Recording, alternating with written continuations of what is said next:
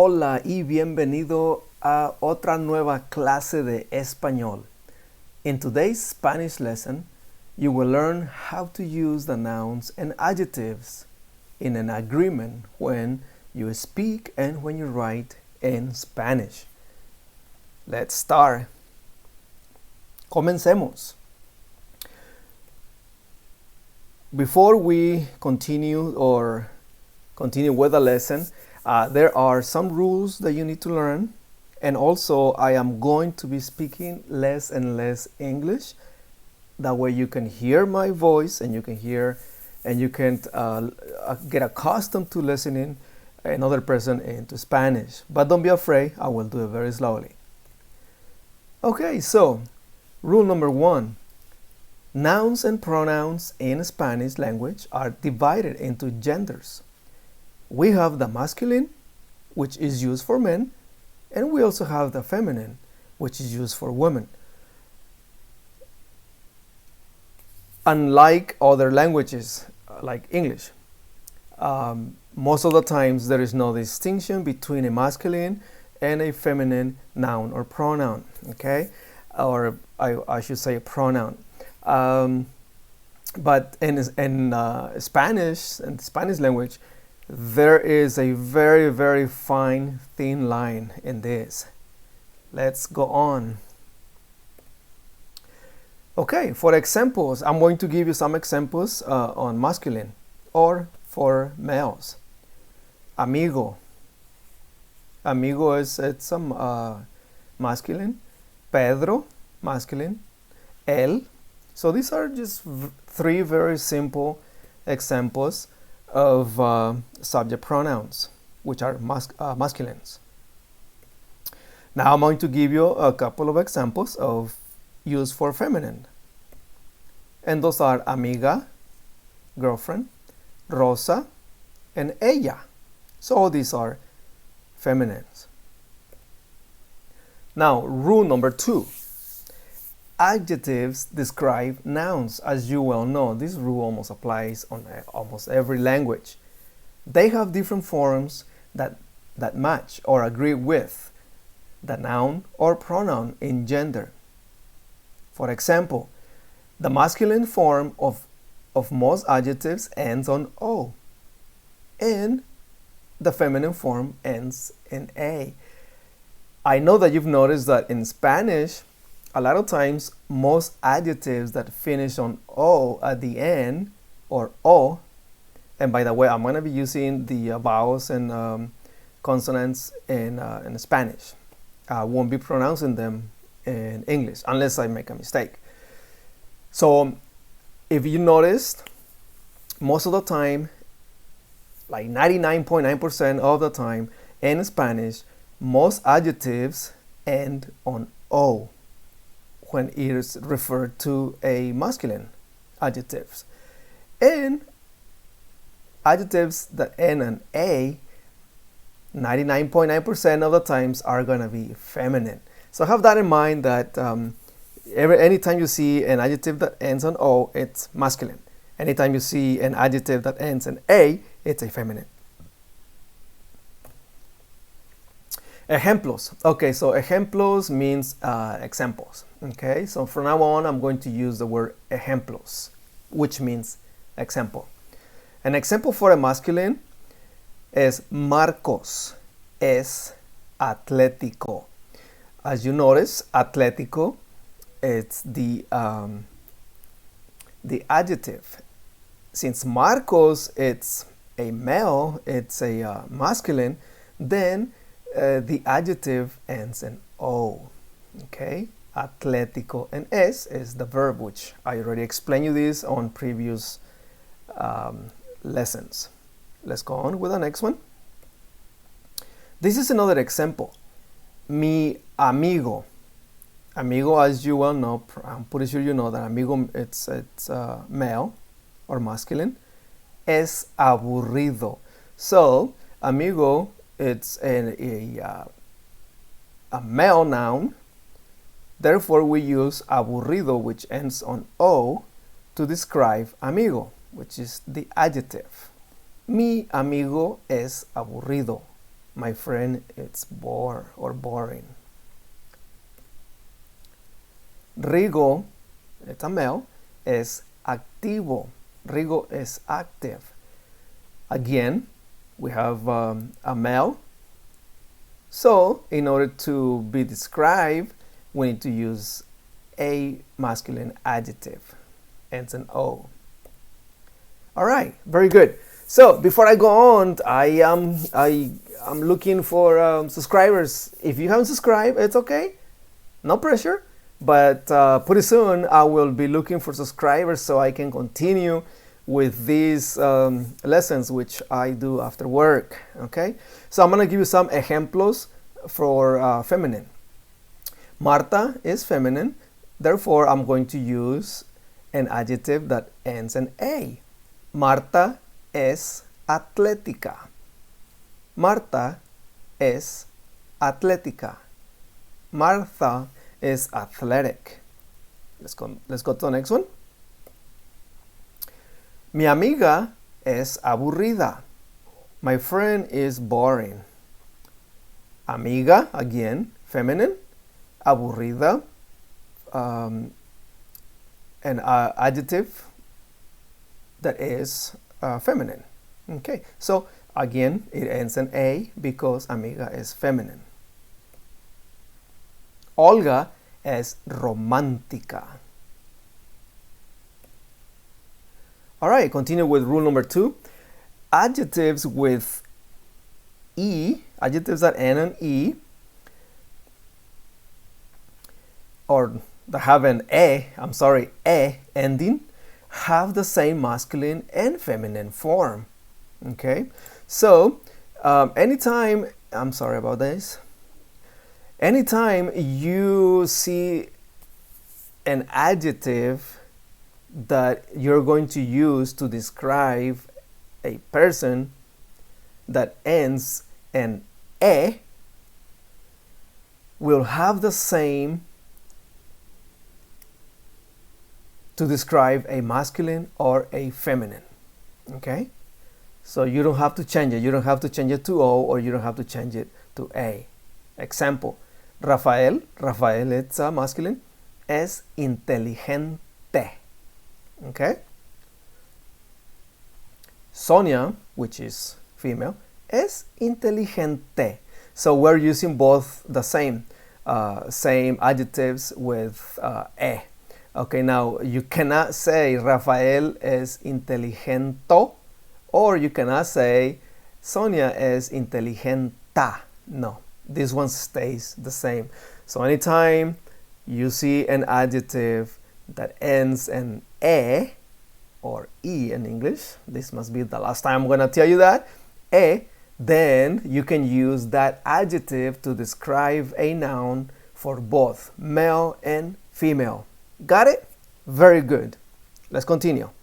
This is an easy rule, by the way. You just need to remember those rules. Let's continue with rule number 2. This is kind of a tricky one. You have to be like almost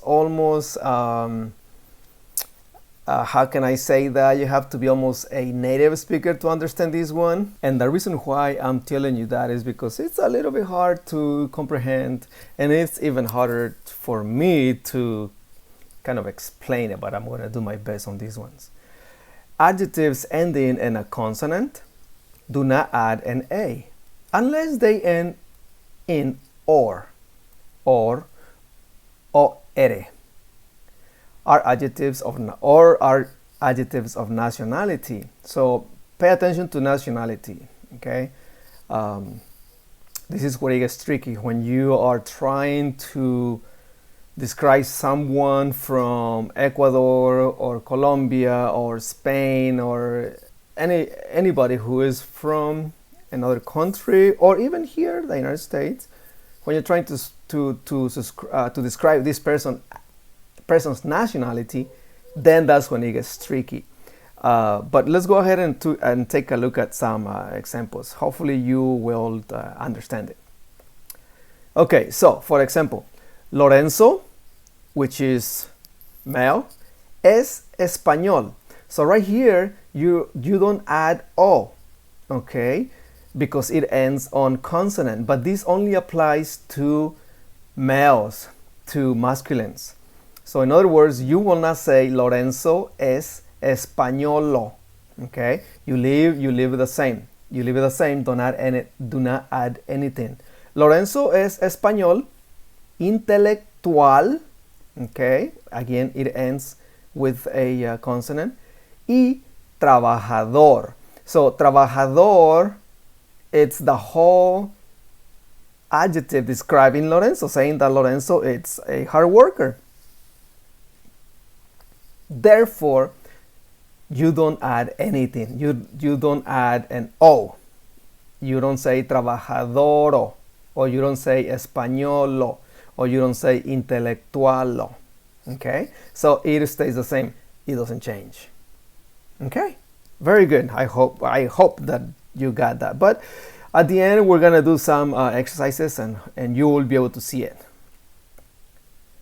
Okay, so now this is for the females, for feminines. Marta, which is a female, feminine, es española. Now, here on the feminine side, you do add a. Okay, we know that español ends on a consonant L. However, you do add a in order to say Marta es española. And when you say española, then it's matching Marta, who is a female or feminine. Now, here is another tricky one.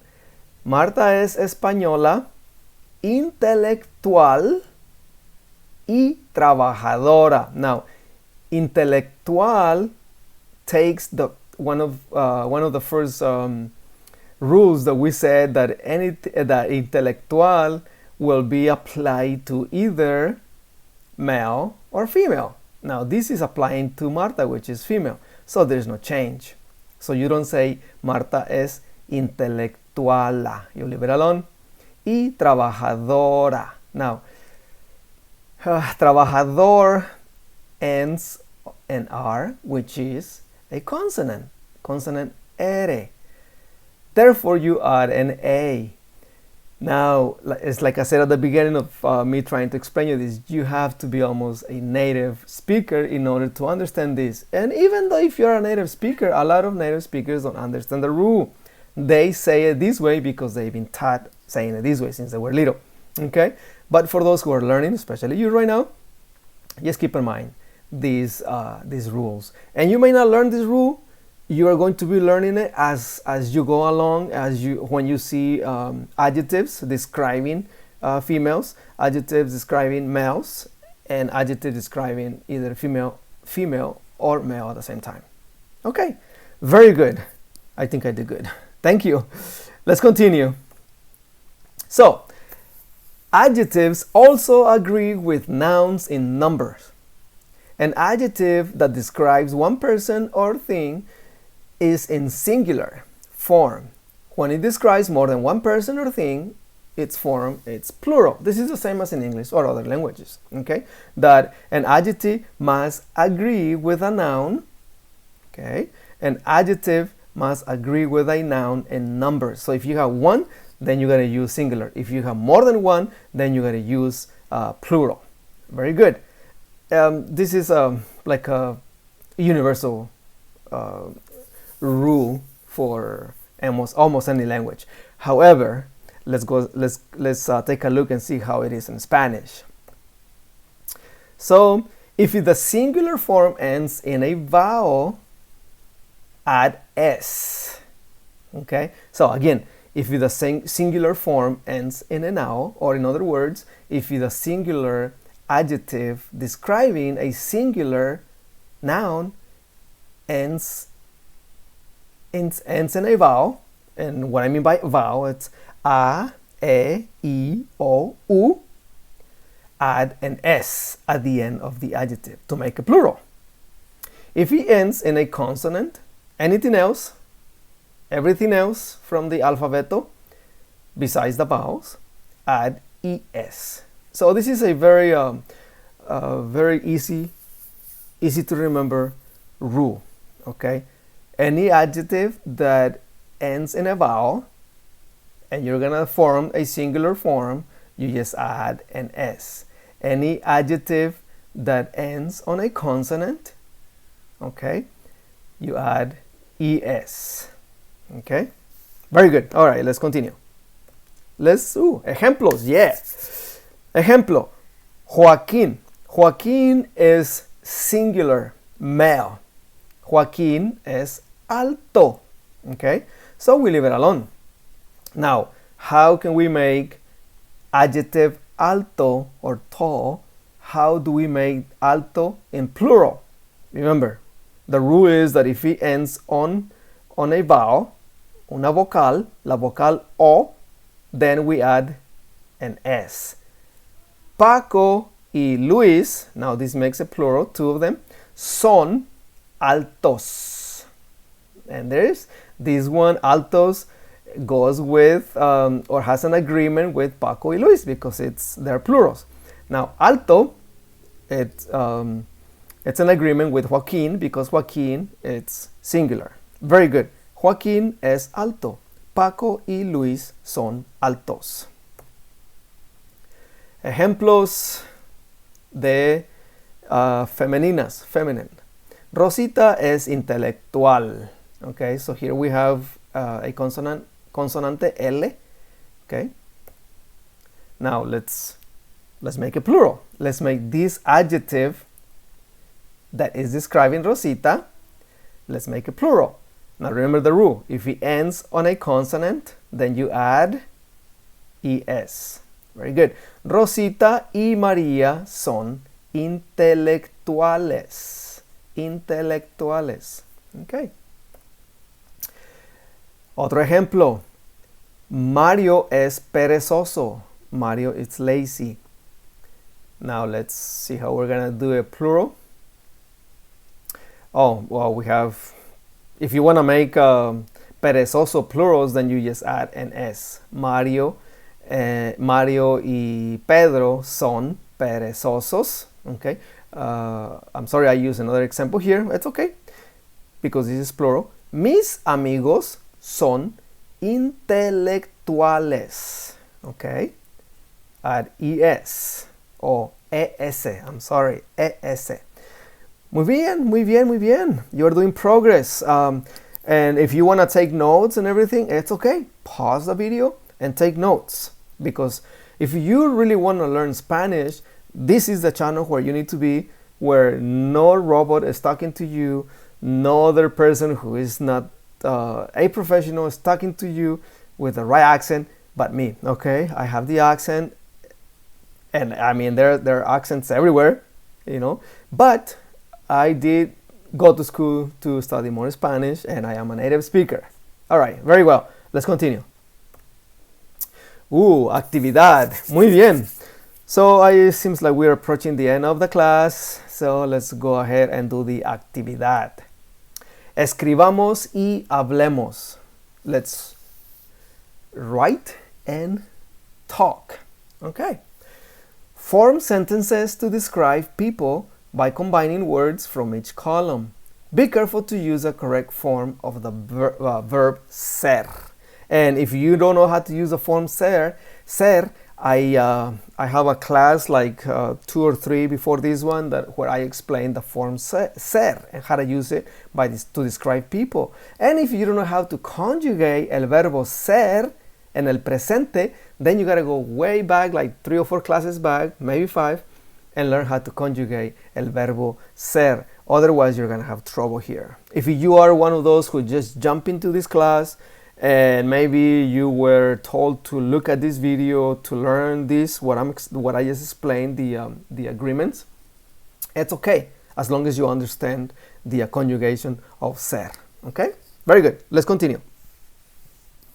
Otherwise, if this is your first time, you need to go back and learn those lessons first.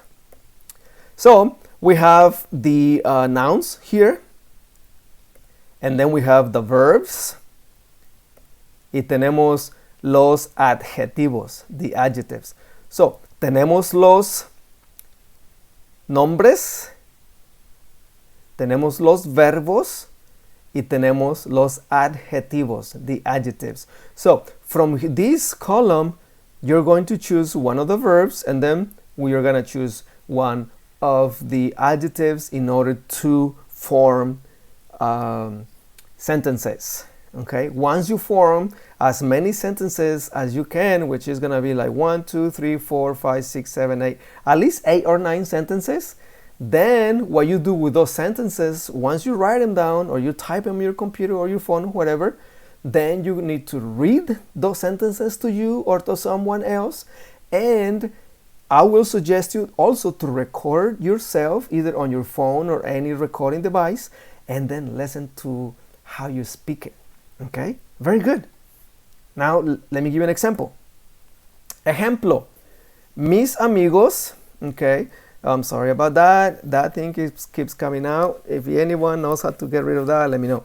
Okay, so we have mis amigos from here. Mis amigos y yo, which is the nouns. Somos, right here the verb, already conjugated from ser. This is the verbo ser, conjugated already.